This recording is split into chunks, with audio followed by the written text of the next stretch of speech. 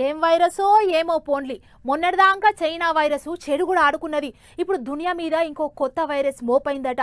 ఇంగిప్పుడు దాని జోరు కాస్త తగ్గిందిరా అని నిమ్మలమైతుంటే ఇప్పుడు ఇంకో కొత్త వైరస్ మళ్ళా మోపైందట. కానీ దాంతోని మనుషులకేం ముప్పు లేదు. కాకపోతే గిట్ల కోళ్లకు గాలి తిరిగే పిట్టలకు ముప్పైతుంది పాపం.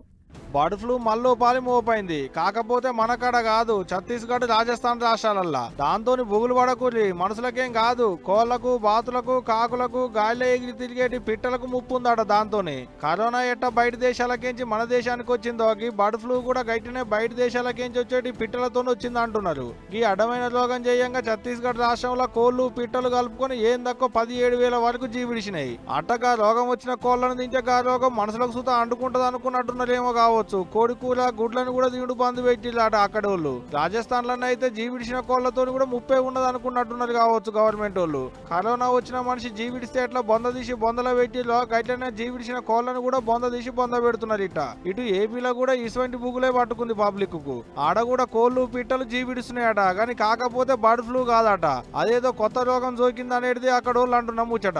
రాష్ట్రం అంతా అంతే ఉందట, గోదావరి జిల్లాలలో అంతే ఉందట.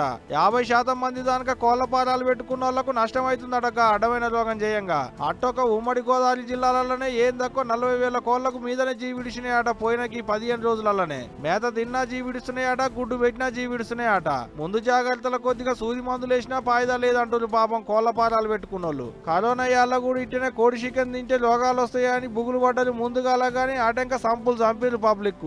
మరి రేపుగా బర్డ్ ఫ్లూ సంగతి ఏందో, ఏపీకి వచ్చిన కొత్త రోగం పనితనం ఎట్టుంటదో గానీ అయితారం వస్తే చాలు నీసుకూరలేని ముద్ద దిగదు మనోళ్లకు.